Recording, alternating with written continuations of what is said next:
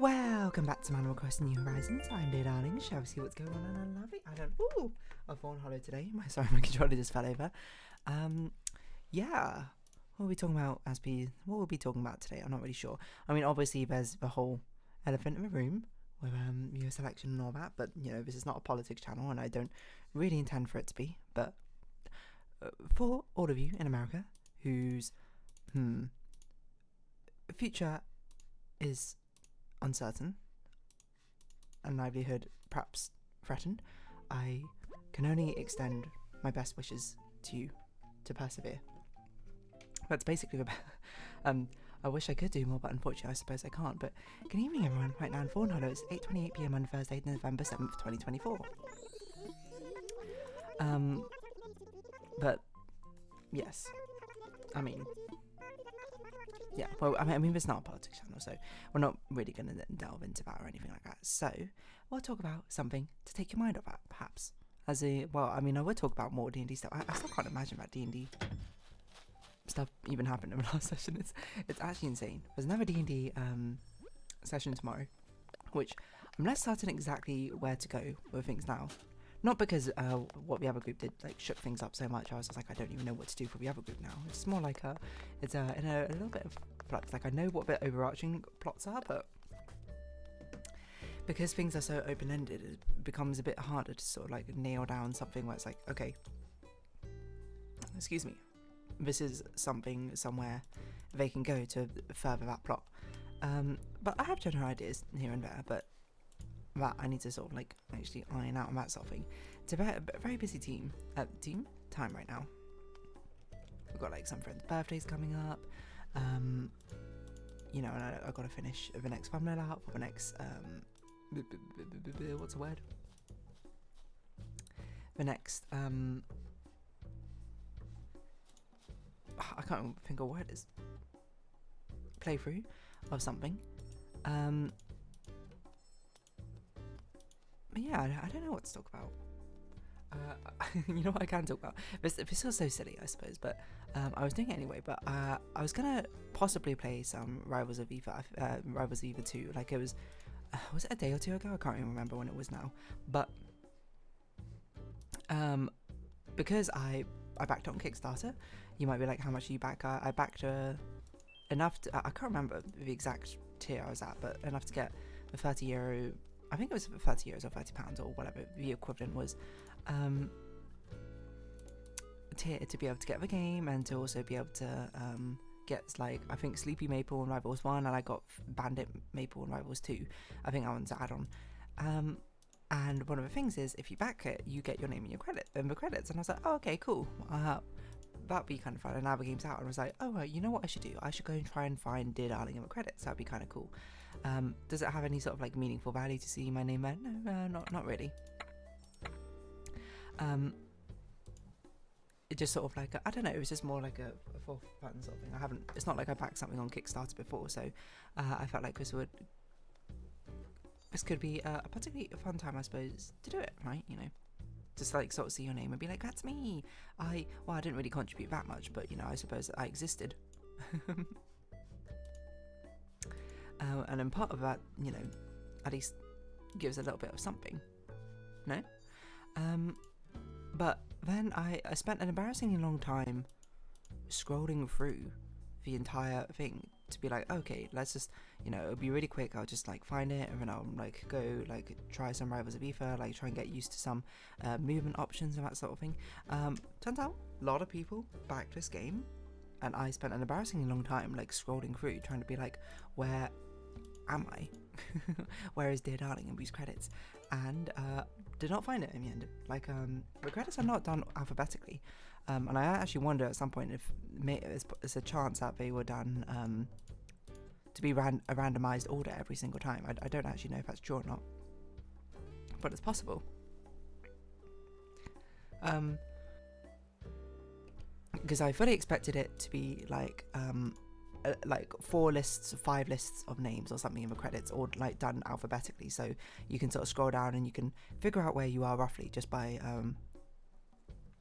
doing that, but it seems to be one giant randomized list of every single Kickstarter backer. So I spent like a very long time just sort of like scrolling down.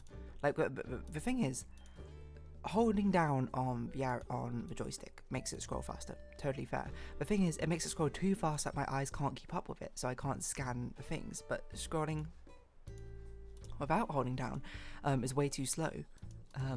Like my eyes are way faster with it, so it's that like an awkward length where I can't find myself particularly efficiently. So I don't even want to think about how long I spent trying to find my name in credits. And it's just like, okay, my name's not there, right? Fair enough. Well, I mean, my name might be there, but at some point I was just like, I gotta throw it in the towel. This isn't. Let's not buy into the sunk cost fallacy. There's like, my name is probably on here. Either I missed it, or like it's, you know, the credits are even longer because I must have scrolled past. I'm gonna guess like it felt like 4,000 names or something, or maybe even more. I don't know. I don't know how many people actually backed it. Maybe you can see. Hold on. Rivals of Ether to Kickstarter. At some point I was like, I wonder if these names are looping or something, but then I was like, no, that was probably not the case. 16,000 backers, all of them with their names in their credits, so unsurprisingly couldn't find it. I'm a little bit surprised they didn't do it by like multiple columns, because it feels definitely totally unfeasible for you to ever find your name on the credits, which is like fine, I guess. It's not like it makes any real big difference. It's just sort of like, I kind of want to see it, you know. I wonder if artists who work on things which actually have credits, you know, like movies or games or something, feel a similar way, where like they want to find themselves on credits. Well, to be fair, I suppose if you work on the game, you'll probably have a much easier time finding yourself in the credits, because you'll just like look to the section where you worked on. You'll be like, oh, you know, I was like a storyboard artist or something. Just like scroll down to the section on, or wait until it says storyboard artist and be like, whoa, there I am. Sadly not for this case. So then I don't actually play much Rivals, if at all, to be honest. But yeah, I did just find that like kind of amusing. I mean, credits are like obviously a great thing. You know, there should be credits. Like, people should be given their just dues, I suppose, when it comes to actually creating something. And it feels nice to have that sort of sense of accomplishment tied to it, and it's sort of like it's in record. You know, you can wear it as a point of pride, being like, yes, here's irrefutable proof that I helped contribute to create this thing. I can't remember what game studio it was, but there was a game studio who had like this crazy thing where they basically didn't credit people or something at some point. I can't remember the exact details behind it, but it was something like they just like removed people's names who like worked for the game, and I was like, I'm surprised that's not like illegal or something. I know, like, I mean, I don't know, obviously I don't work in the creative industry, so I don't know how important it is that your name's in the credits or that sort of thing, but I guess it must be kind of important to have like at least a sense of proof, to be like, yes, I did actually work on this project.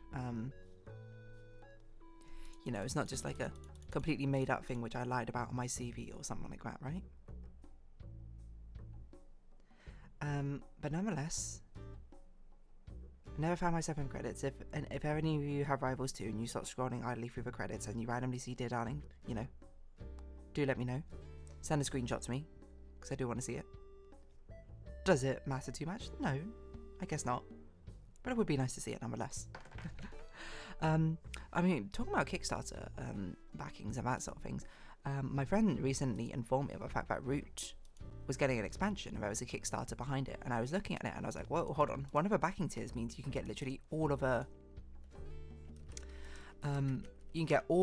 current expansions for like a highly discounted price. And I was looking at it being like, maybe. Like, hold on, let me find it. Is it this one? I think it's this one. Excuse me, because when I bought Root, it cost, I can't remember off the top of my head, but my guess is it cost £50 or £60, £45. Okay, so it was probably around that, which is kind of expensive. And all the other like expansions also cost around like 40-ish something pounds. But this one, you get literally every single expansion.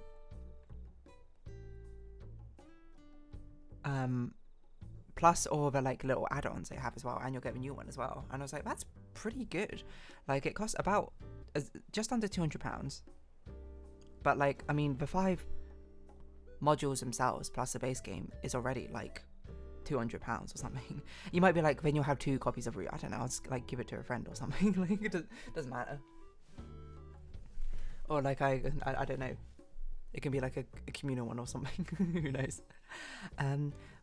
The only little asterisk to that is, like, we don't really play Root all that often, to be honest. Root is a really high commitment sort of board game. You had to sit down for a while to, not like a whole day or something, but it takes like an hour and a half or something to play through a game. Certainly probably goes a lot faster when you know it better. And I am at a very weird sort of situation where I'm like, I like the concept and the understanding of the game design of Root more than I actually like playing the game. Not that the game's bad or anything, but I think it's just something I've started to realise about myself, that where, like, a lot of my luster, I suppose, and luster is the wrong word. I think I was going to say lust, but luster is the wrong word as well. I mean, that's a bit strong. A lot of the cool things I find about like games is the design which goes into them. So when same things in movies, like the story narrative techniques which go into them. So a lot of times when I watch them or I engage with the media, I'm just like, oh, I wonder why they made this decision. I was like, oh, I like how they did this because it means this. I said this to a friend. I was like, my brain.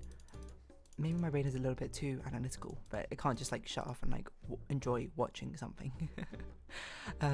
And it made me reflect on it again recently when I was talking about The Wild Robot, when I was like, well, actually, despite it being the most beautiful animated movie, no, this was immediately after watching it, the most beautiful animated movie I've ever seen. I would have to give it like an 8 out of 10 or something, because the story was very sort of like milquetoast, is how I described it, which is, I think, unfair. I think probably what I'd describe it now is it's quite on the nose. There's not any surprises, but that's not necessarily a bad thing. So I later, like, I talked about the Animal Crossing video. I was just like, oh yeah, 8 out of 10 was probably a bit harsh. It's probably at least like 9 out of 10, maybe even a bit higher. Even if the plot isn't my favourite plot one, like, Last Wish still has it beat IMO. But its aesthetics, like, can't be understated. It's so beautiful. And part of me is just sort of like, what's wrong with me? And then, not what's wrong with me, what's wrong with me sort of way, but what's wrong with me, like, why I should really just sort of like not even think about it, just enjoy whatever media I'm consuming. It doesn't have to be as complicated as I'm making it out to be, But nonetheless, I am who I am. It was just a funny observation. So anyway, name and credits. I don't think my name appears in, whoa, what's going on over here? Interesting. I don't think my name appears in any other credits for anything. I'm trying to think if I have other things I've backed. I mean, I do have. Let's see. No, there's only Rivals 2.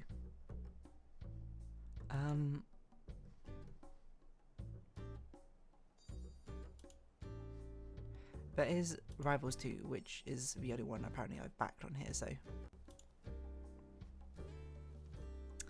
Who knows?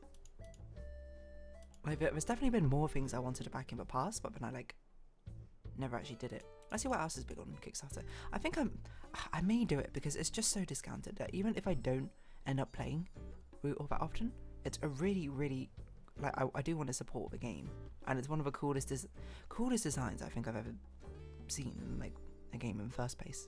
And maybe, slowly bust it out, right?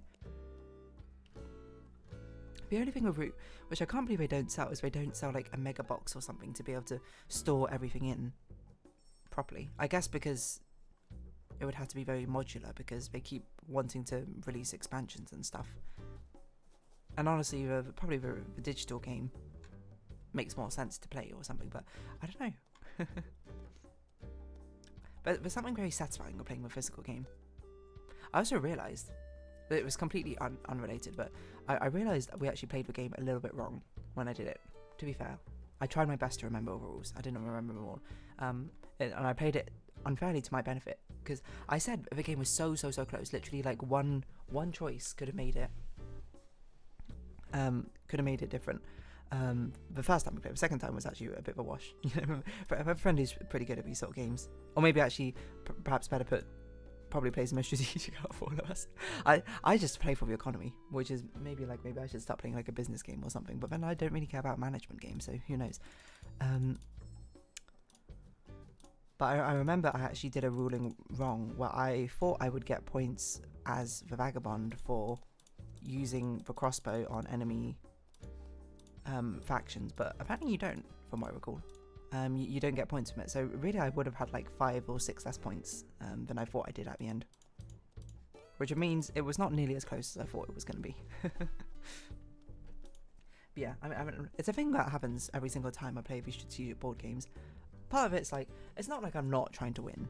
You know, obviously the point of a game is you try and win, but it's not, my primary goal is more to amass just like a ridiculous amount of wealth or resources in the game.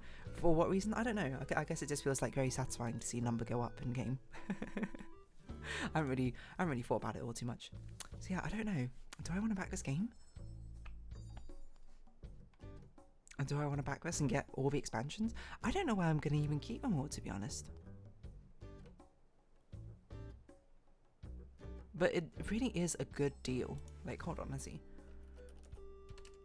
Root expansions. Like, it was the thing I was thinking about. Wasn't it like last Black Friday? I was going to be like, oh yeah, maybe I'll pick up the...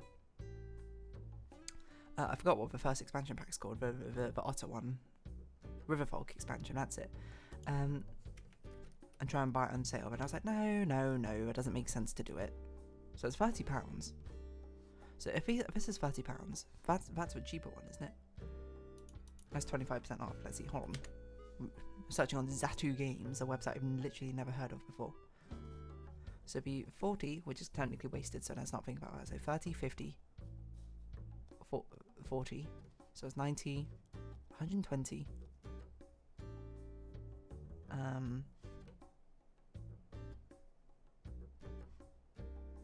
Kickstarter edition. I guess the Kickstarter edition is different. So it's 120 for that alone.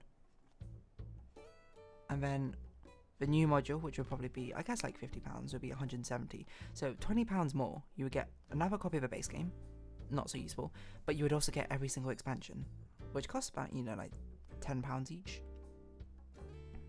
Actually, this one costs £20. So yeah, it really is an insane deal. So if I'm gonna get it at any point, this is definitely the time to get it. I'm gonna have to consider it. I don't know. I'll keep it open and sort of think about it. But the thing is, like, when am I gonna like bring it? Because like, the friends who I played it with don't live that close to me. So I'm like, what am I gonna do? I'm gonna bring like 5 boxes when I go to the house to play with new route expansions. It's ridiculous. That's why there needs to be like a big mega box to be able to sort of like store everything in. But alas, we'll see. I should kickstart more things, because every time there's been something cool and I'm like, oh, I don't know if I should kickstart it or not. I've regretted it, I think, every single time where I didn't kickstart it. So like, help do it, because I end up buying it anyway or something, right? So it would have been cool to at least, like, you know, have your name and credits and get like get access to it, or something. I don't know. I think I will. I think I probably will. But we'll do that in a sec. Anyway, so name and credits, I guess. So my name does exist in Rivals of Eva 2 credits. Can't find it. So if you have been watching, thank you very much. Actually, very short thing. I actually did search because I was like, I wonder if there's an easy way to do this. Someone else also asked on Reddit, is there an easy way to find your name and credits? And the post got deleted, so maybe it's a me problem. Anyway, if you have been watching, thank you very much. It's been Animal Crossing New Horizons. I've been Dear Darling. Likes, comments, subscription, shares, greatly appreciated. Socials, Discord down below. Hope to see each other again, but for now, it's our farewell. So until next time, bye-bye for now.